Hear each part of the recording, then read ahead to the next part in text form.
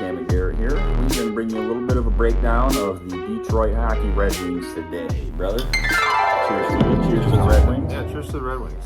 Red Wings are off to a pretty good start this year. Not so bad. Not so bad. Better than they have been. Well, let's just kind of give you where they're at. So they're 9-5-4. Basically, so they're basically 9-9. Yeah, sitting 6th in the Eastern Conference right now.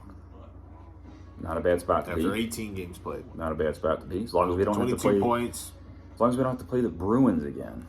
The Bruins always kick our ass. Well, the Bruins are 16-2. Yeah. And the Bruins are really good. The Devils are 15-3. Wow. Bruins are, Devils won like 12 games in a row or something. Jeez. Like that. 13 games in a row or something. Well, it wouldn't have anything to do with them getting the first overall pick for like 8 years in a row. you know. So, yeah, it would be nice if we would have got one of those guys. Jack Hughes, maybe. Yeah. So, anywho.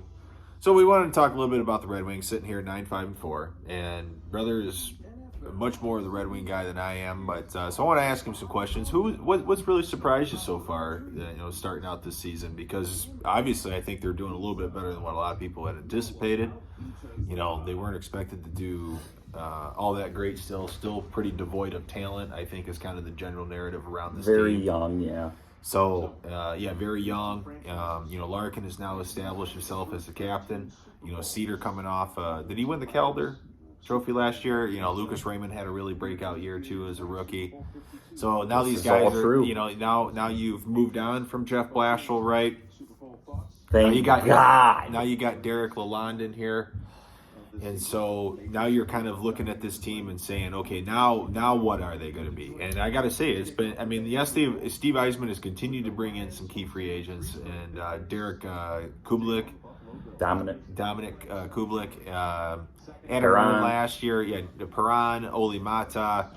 Kublik's been very good. Yeah, he's brought in some good guys. Perron's been very good this year, too. And they're a pretty solid hockey team. Yeah, Ville Husso, the goaltender. Yes, what's impressed me the most, I would say, is Ville Husso in goal. I mean, he's had a stinker here or there, or he's given up, 6 goals or something. Yeah. But for the most part, he's been their best goaltender. And I've said this I said this all last year. Now you hate Nedeljkovic, right? You hate him. I can't. I don't want to say I hate him. I try not to say I hate anybody. I hate it. But Nedeljkovic stinks. He sucks. He's wretched. He's terrible. He's awful. He sucks. He's terrible. He's wretched. He's awful. He's dreadful. He sucks. I'm telling you, right? To quote Woody Harrelson. Yeah, insert Woody Harrelson. He hasn't been any good. And then I got to listen to these just Red Wing marks. You fucking mark! On forums. There's a lot of them. On forums and on Bleacher Report, and whenever you bash Nedeljkovic, it's the defense sucks and he's great, but the defense is so bad and it just makes him look bad. And it's like, well, no. First of all, let's take a step back. It's true that both of them can suck. The defense can suck, and also the goalie can suck. Yeah. And that's the case because the defense does suck, and Nedeljkovic does suck. It's not the fact that Nedeljkovic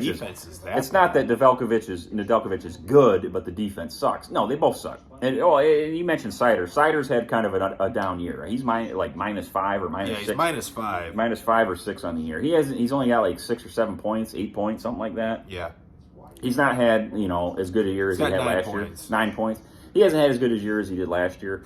But the season's still young. You never know. And they were missing Bertuzzi there for a while. He's one of their, I would say, probably primary offensive weapons. It's him and Larkin, really. And he was missing a lot of time. He's only played 4 or 5 games this year. And he finally came back, I don't know, a game or two ago, whenever it was. So I think getting him back is going to really kind of jumpstart this offense a little bit on the first line and help Raymond and Larkin.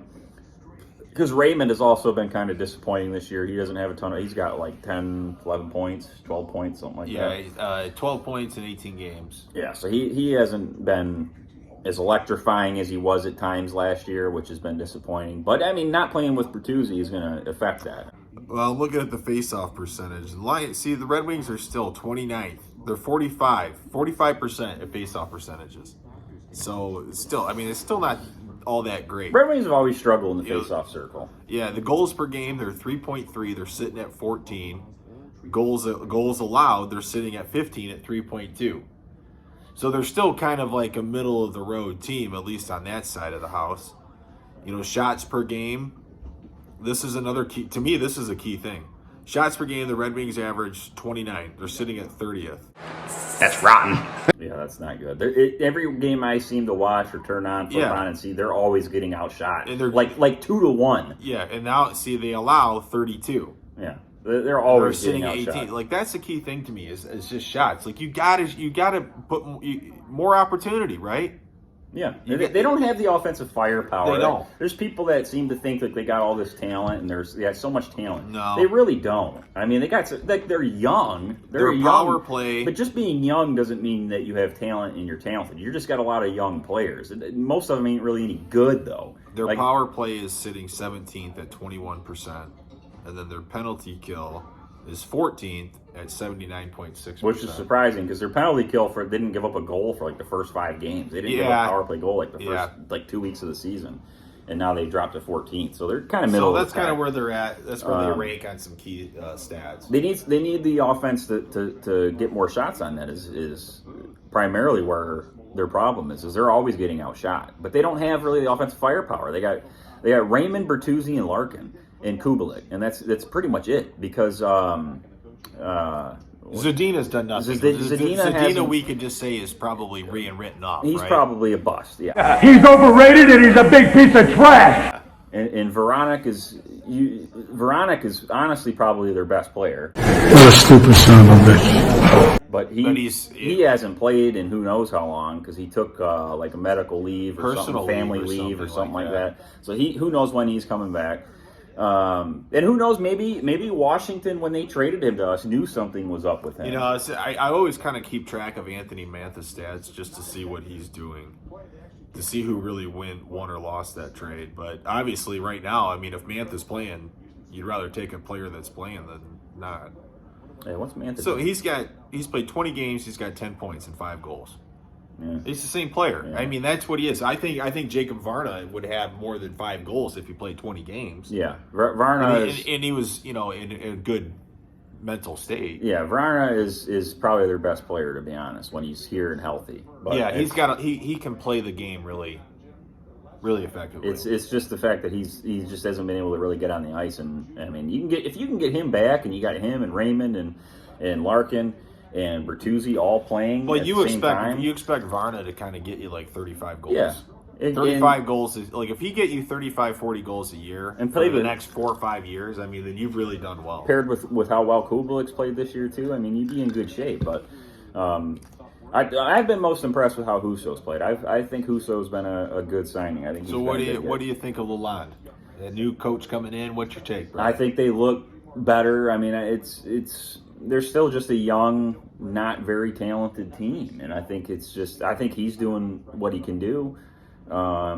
It's light years better than what it ever was under Jeff Blashill. I mean, Blashill's time was up like 2 years ago to me. Yeah, I wouldn't disagree. 2-3 years ago. I mean, they just were not getting any better under Jeff Blashill. No. And they already look better under Lalonde. And I've always said hockey's a sport where if you got the right coach and the right system in there, I mean, you could have a pretty decent turnaround, pretty average roster without having so much talent and still make the playoffs and have a pretty good team. It's kind of the way hockey is, yeah. and it's just that kind of sport. If you got everybody playing together as a team and fundamentally sound, and you play solid defense and have a decent goaltender, I mean, you can win a lot of games. And the Red Wings they've been shit for 6-7 years now. They just haven't had any of that. Yeah. Haven't had any of that.